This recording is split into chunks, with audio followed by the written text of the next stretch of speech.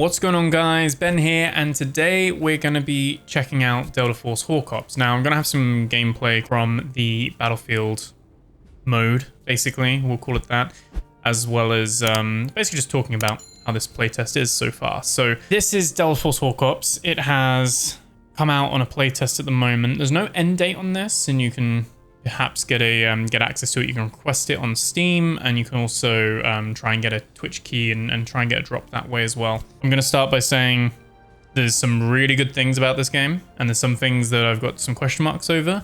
There's not too many things that I'm thinking are like terrible or like real deal breakers or stuff like that. We're just going to go through and talk about my experience with Delta Force Hawk Ops. Some of the things I'm concerned about, like I said, some of the things I really, really like. Let me know in the comments below what you think, if you've tried it out as well, or, you know, what your kind of thoughts are from gameplay you've seen, if you haven't been able to have a try, and let me know. To begin with, right off the bat, we'll go through what Delta Force Hawk Ops is. So it's going to be 3 distinct kind of game modes, basically. We've got the extraction option. I would say it's a little bit more than Call of Duty DMZ, but it's a little bit less than Escape from Tarkov, Grey Zone Warfare, and the upcoming Arena Breakout as well. It's kind of sitting a little bit more on the casual side of Tarkov, and there's some really nice stuff involved in it, but then it's a little bit more stakes being higher and just more of an extraction shooter than I personally believe Call of Duty DMZ was. I felt DMZ was a little bit more arcadey, and obviously, although I would love to still see that mode in Call of Duty, it's a shame they kind of just benched it. I kind of feel like this is what they should have shot for. So I think the extraction kind of mode fits really nicely in this game. No real concerns hugely on that side of things. And they've decided to call that Tactical Turmoil. So that's their extraction mode, basically. We've got Havoc Warfare, which is the Battlefield mode. So at the moment in this playtest, there was only Attack Defend. Really, really solid. I enjoy both the maps so far. I think there's some issues around the balancing of this. It's very defender focused, I would say. I haven't had a match, whether I've been on the winning or losing side, I haven't had a match where the attackers have won. So the defenders always win, at least in my experience of about 20 to 25 so games. So to have that as like a 100% defense win rate, I've never had that in like a Battlefield game or something like that. There's always, you know, you always do get the odd match where it's the other way around or something like that. So might be some balancing things there to be done. And then the third kind of pillar of this game is going to be the campaign, which is going to be Black Hawk Down, basically. It's the old film, was it 2001, something like that? The old kind of, was it Ridley Scott movie? So that's kind of going to be a campaign in Unreal Engine 5. It's going to be in its own separate engine. We'll have to see how that comes out. But at the moment, that's not available in this test. Only Tactical Turmoil and Havoc Warfare. Now, Havoc Warfare itself, I've had a lot of fun with that. So it has the similar kind of vibe to Battlefield 2042. I've just got it up here. We've got, you know, you've got your different operators, basically. They've got their different bits and pieces, the different like gear and stuff like that makes them independent from one another. But then they're in categories of kind of like support, medic, recon, you know, that assault, that kind of stuff. So interesting to see. At the moment, they only have 6 of these. We'll have to see if they're going to launch with more. But they basically gave us 2 assaults, one support, 1 engineer, and 2 recons to kind of play with. They feel a little bit like a combination. Some of them have got stuff that feels like it's from 2042, but then also feeling like they're from a bit of like Overwatch or Valorant as well, in the sense of like their abilities or their uses and stuff like that. I quite like the kind of spread of these kind of characters at the moment. The operators sort of thing, if you don't like the operator setup that's in Battlefield 2042, this mode isn't going to be for you either, because they've got that exact same kind of setup. You've got the same setup with the operators. You can then individually choose your loadouts, and each operator can have 5 different loadouts, so you can then pre-select and set them all up, and then when you're in the game, you can swap between them.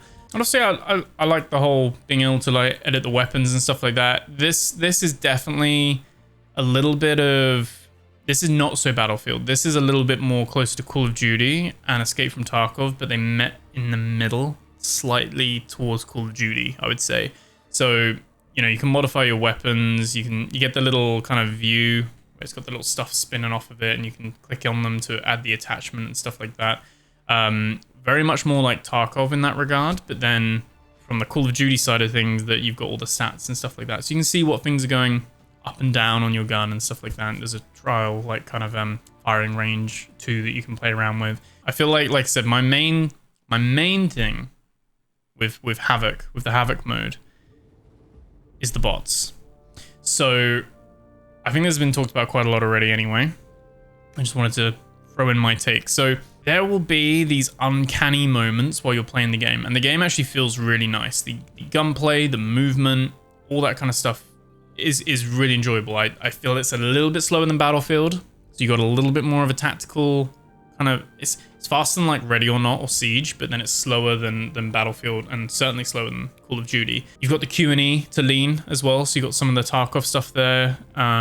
Choose your walk speed and sprinting and all that kind of stuff too. Prone, crouch, your normal kind of shooter kind of stuff. You've got fire modes, sight, being able to switch between your sights and stuff too. So a load of like options and features, as well as then you've got your gadgets based on your operator. But you get these kind of uncanny kind of moments where you're clearly shooting a bot.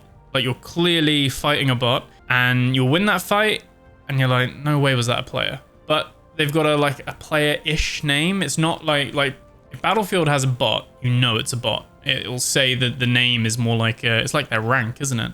It's their rank. So it's really weird, and I can only assume I feel like this will have problems if it launches like this, because it's a free-to-play game, and at the moment they're like doing playtest, and so they're rolling out keys and things like that. So maybe there's a lot of servers being spun up, but not a load of people filling them because there's not enough kind of keys being given out yet. I would say there's been times where I'm like, I feel like half my lobby, if not more, and there's no way to tell. Like, it doesn't even tell you. Half my lobby is bots, and that's not like, oh, you know, shade on my teammates or anything like that, or even the other team. It just, you can clearly see it sometimes where there's like the bot's moving like a bot. Like, the AI isn't good enough that it's fooling anyone, and so you fight, you win this kind of battle, and it feels a little bit cheap by that regard as well. And I'm not sure if that's like to hook you, because I think like PUBG did this, Fortnite does this, where if you haven't played for a while, or if you're a new player to the game, your first few matches will be kind of filled with bots to kind of get you used to the mechanics, so you don't get stomped on and kind of discouraged right off the bat. This is a little bit too much. I'm not against having that thing early in the game, like when you're like under level 5 or under, maybe like you're in predominantly bot lobbies, just to get you used to it a little bit maybe. Yeah, as you go up, it hasn't changed. So maybe I'm really bad. And there's a ranked option, so you can play ranked,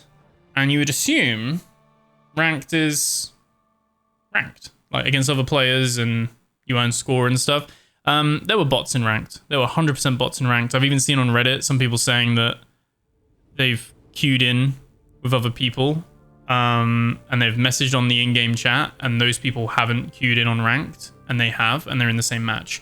So it seems like ranked isn't, at least, maybe it's not working in the playtest, but it seems like ranked isn't ranked. It's just you're like playing the same game, but you're just letting yourself be judged for a rank at the end of it, rather than it being like a ranked lobby where everyone's on the same kind of level kind of thing. Everyone's like trying to progress their rank. So some interesting choices there, and this is all with the asterisk or the caveat that this is a playtest. Maybe there's not enough people. Maybe these features aren't fully functional. You know, they do say that the test does not reflect the final quality, all that kind of stuff as well. My main thing is the bots, because you also get bots in the extraction mode. I've had that as well.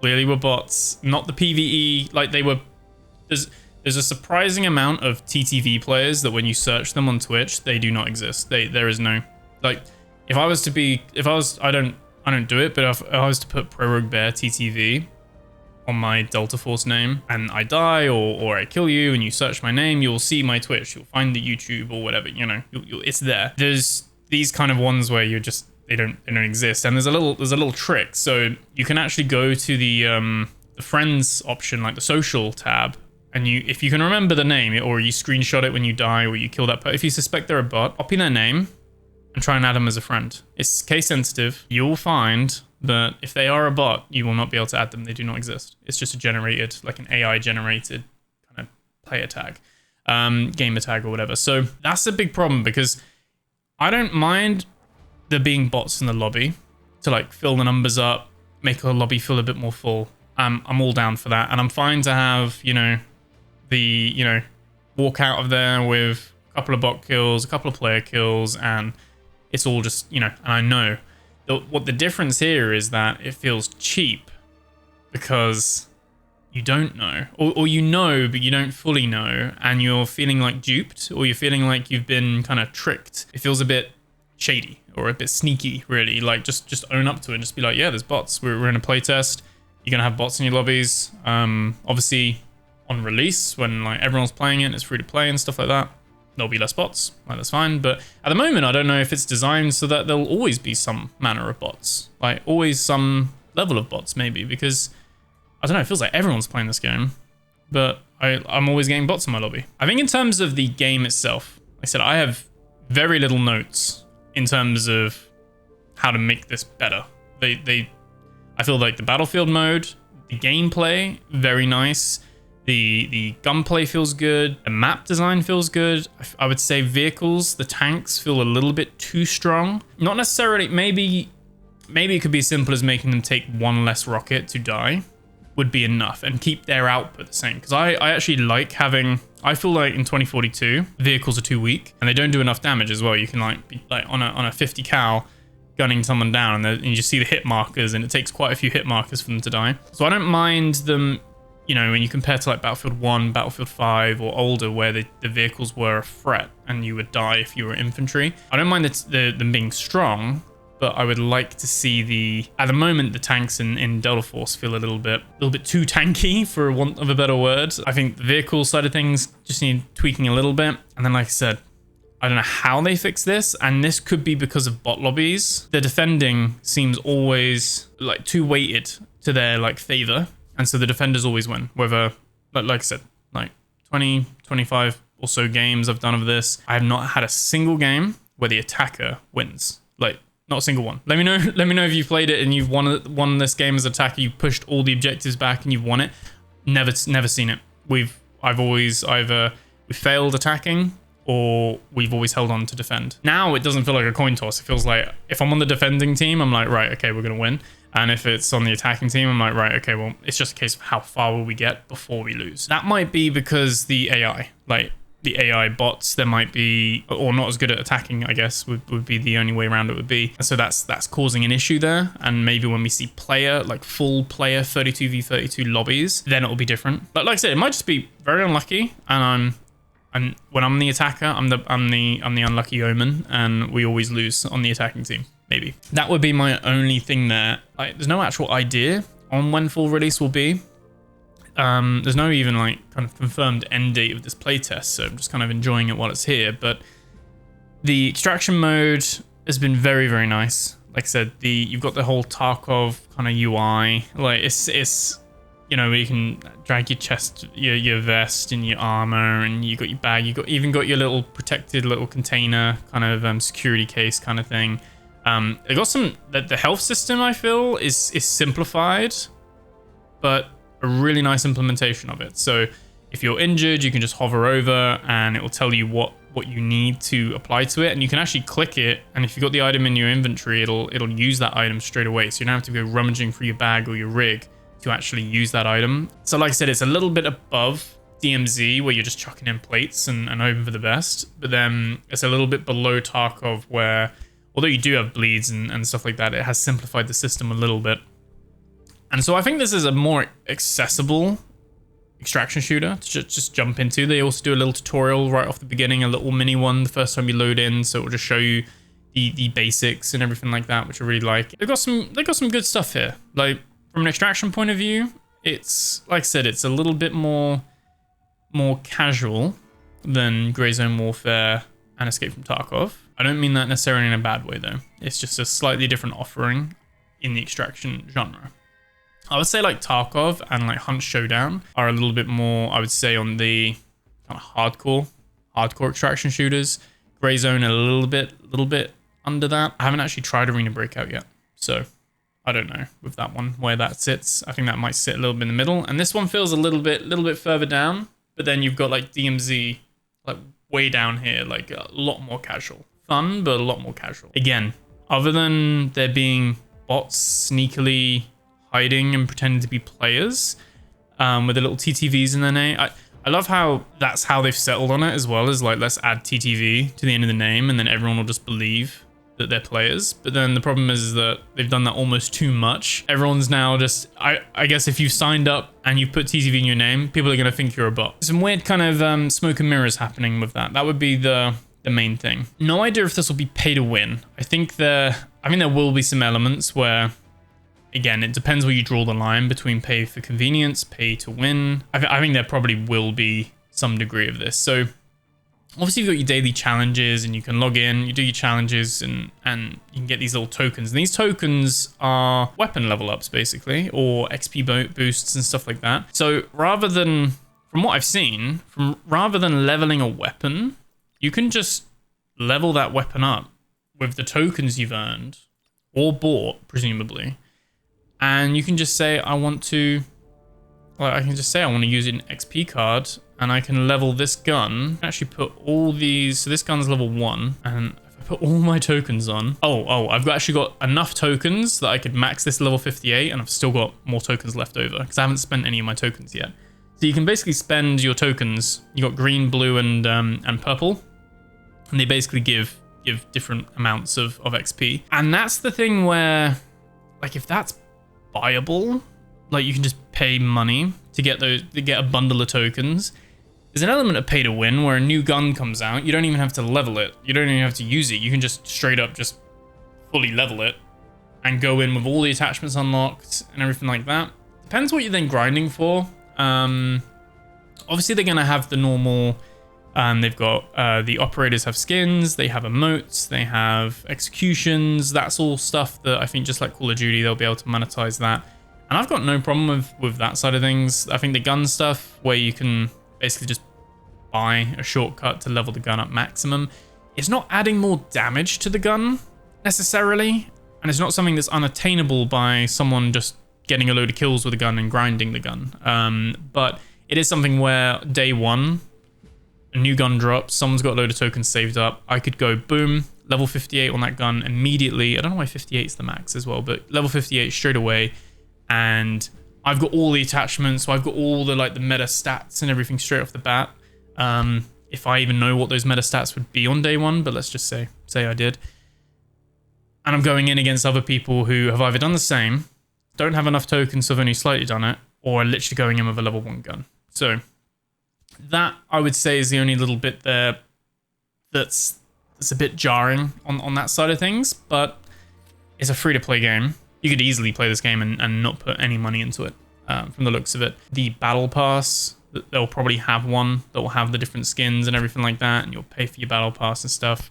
Like I said, Call of Duty's doing it, Battlefield's doing it. Like, this is the norm, this is what we expect.